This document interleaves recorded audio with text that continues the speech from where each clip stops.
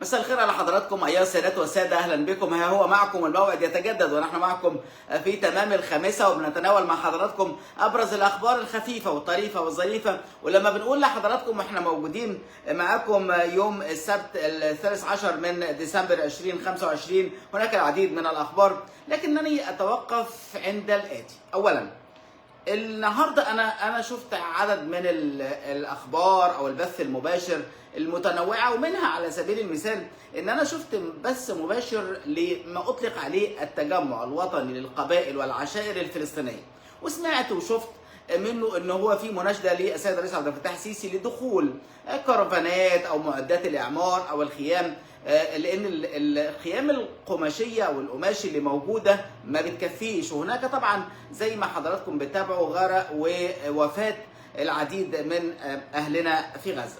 طبعا دي مناظر تدمي القلب، ويعني بيؤكد على ان هناك دخل للمساعدات او دخول محدود للمساعدات. وهنا بنتوقف عند تصريحات السيد الرئيس عبد الفتاح السيسي اللي بيستجيب فور تلك المناشده من التجمع الوطني للقبائل، وله العديد من التصريحات منها الاتي.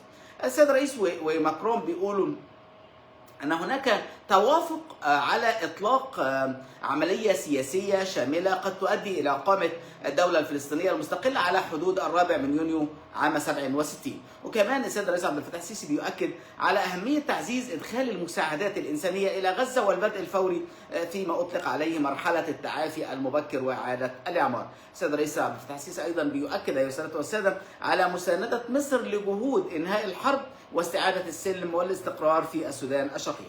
دي تحديدا او تقريبا الخبر الاول لدينا، لكنني لما بتناول مع حضراتكم الشأن المصري والعربي والاقليمي بقى بتناول فيه العديد من الموضوعات والطرح المختلف لما لدينا من اخبار. لكن امبارح سيد عصام حجاج محامي بالنقد يعني له عدد من التصريحات بيتكلم فيها على حالات الطلاق اليوميه اللي وصلت ل 750 حاله في اليوم. هو قصده ان 750 حاله في اليوم قد يترتب عليها بالطبع لو قلنا متوسط الاطفال في الاسره الطفلين مثلا، فبنتكلم على 1500 طفل بلا رعايه اب يوميا.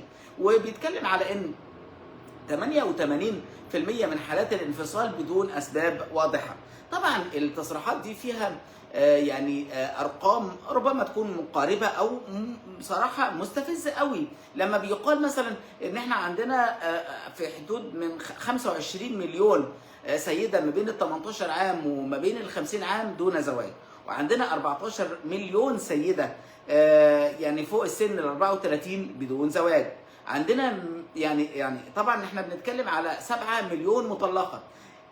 ده بيعطي نظرة للمجتمع لفكرة التعددية، والتعددية هنا مش مقصود بيها غير الاستقرار الداخلي للأسرة والحد كثيرا من تجاوزات أو يعني أشياء غريبة أو مختلفة على الطبيعة المصرية. يا سادة والسادة، ده امبارح، لكن النهارده كان في جولة مهمة قوي لسيد رئيس مجلس الوزراء وعدد من الافتتاحات لمبادرة حياة كريمة، وفوجئنا بسيدة جميلة ظريفة في القليوبية بتقول له سلم لي على الرئيس وقول له متشكرين. وطبعا الكلمة دي لما بتقولها سيدة بفطرتها طبعا رد السيد رئيس مجلس الوزراء حاضر ان هو هيوصل السلام، وكان في هناك الزغاريد والفرحة في مبادرة حياة كريمة والعديد من الأنشطة اللي بتفتتحها الحكومة يوما بعد يوم بتؤكد على ان احنا في مرحلة مختلفة، مرحلة فيها الإنجاز الذي يقارب الإعجاز. يعني سادة والسادة، 1,700,000 خدمة طبية قدمتها حملة قلبك أمانة، ده في 21 محافظة وفق البيان الرسمي لوزارة الصحة المصرية.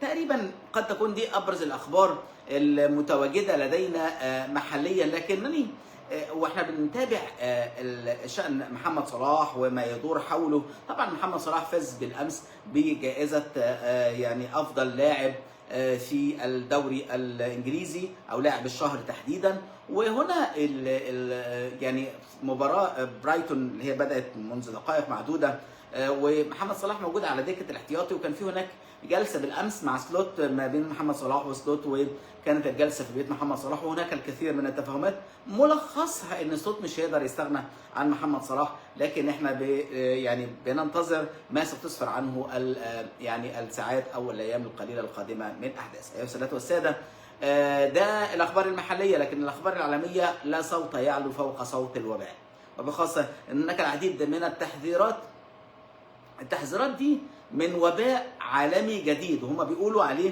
انه سلسله متحوره من الانفلونزا قد تجتاح العالم. وهنا يعني هتلاقوا ايه بقى؟ ان على سبيل المثال عدد الوفيات الناتجه عن الانفلونزا في ايران مثلا 101 حاله، ده وفق يعني رئيس مركز العلاقات العامه والاعلام في وزاره الصحه الايرانيه اسمه حسن كارمانيو.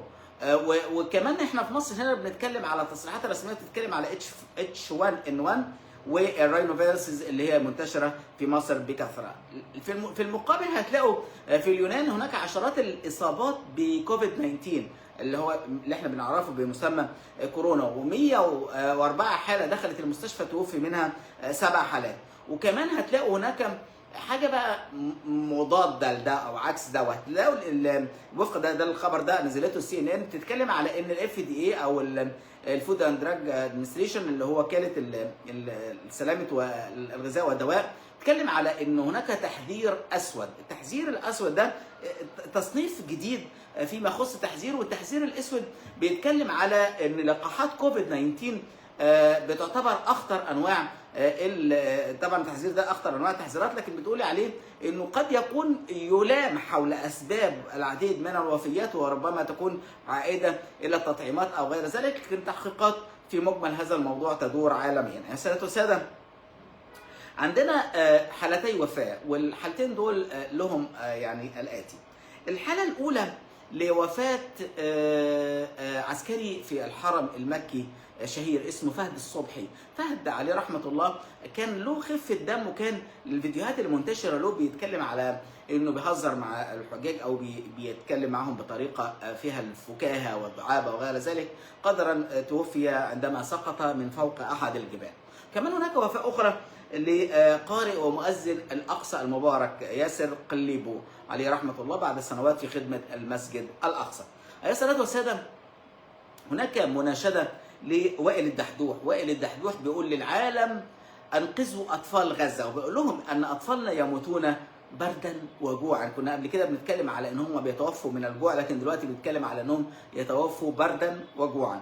وكمان هنلاقي انه بقى التناقضات اللي احنا بنشوفها. هتلاقوا المغرب تتسلم منظومه الدفاع الجوي الاسرائيلي اسمها باراك MX، ودي ثمنها $500 مليار، وحاططها في شمال العاصمه الرباط.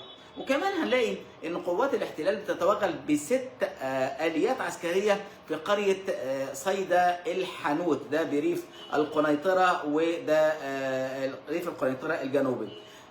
اما المقرره الامميه فرانشيسكا اليانزي، دي مقرره الامم المتحده والمعنيه هنا بشؤون فلسطين، فلها تصريح صراحه عجبني كثيرا، وبتتكلم فيه على ايه بقى؟ بتقول ان تكلفه اعمار غزه لابد ان تتحملها اسرائيل وداعميها. لابد ان تتحملها اسرائيل وداعميها، لان هم اللي سببوا بهذا الدمار. ودي فرانشيسكا اليانزي، يا رب تكمل بس في منصبها. ده يعني جزء من الاخبار المتواجده عالميا. في هناك خبر بيتكلم على فيضانات عارمه تضرب غرب واشنطن، وبتضطر لاجلاء مدينه بورلينجتون ومناطق في شمال سياتل، ودي طبعا هناك الحاله من الطوارئ في الولايه. كمان عندنا ايها السادة والساده، الامارات بتسلم مواطن روسي لموسكو، والمواطن ده كان مطلوب من اكثر من 10 سنين.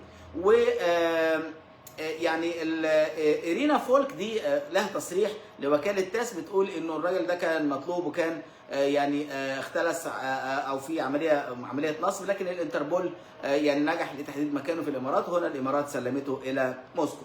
السادة والساده، لا زال الرئيس الفنزويلي بيتكلم على الصراع الامريكي الفنزويلي، لكن هو له تصريح النهارده بيقول لهم ايه؟ بيقول لهم ايها اللصوص، تريدون النفط ونهب الثروات لا المخدرات. ظهر وجهكم الحقيقي. يعني تقريبا هو لسه مكتشف مؤخرا الوجه الحقيقي لهم. أيها السادة والسادة، وسائل الإعلام الرسمية الإيرانية هنا بقى يعني الشيء ضده.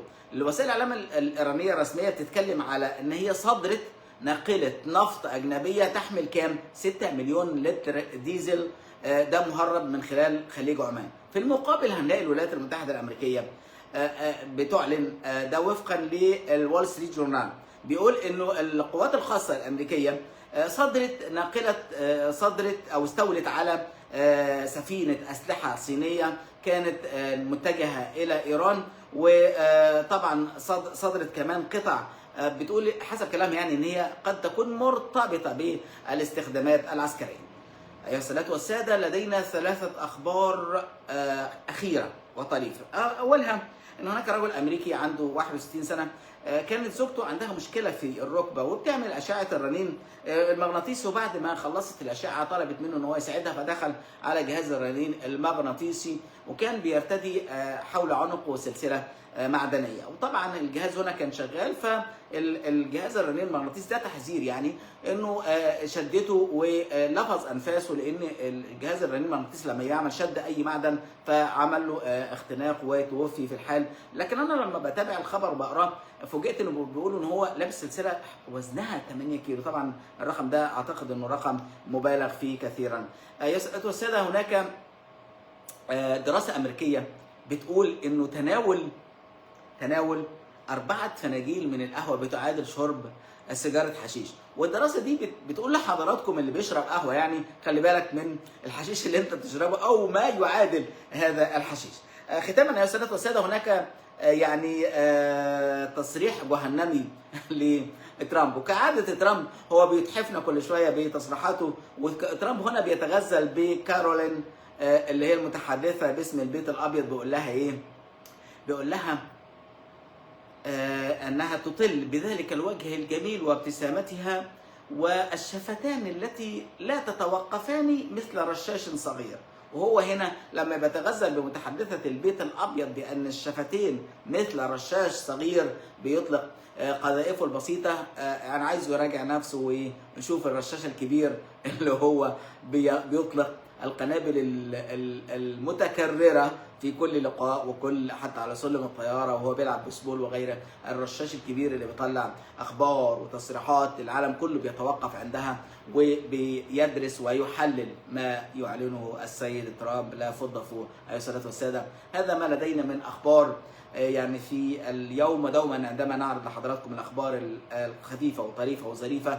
متمنين لكم الصحة، وفي الغد إن شاء الله يوم جديد و7 دقائق.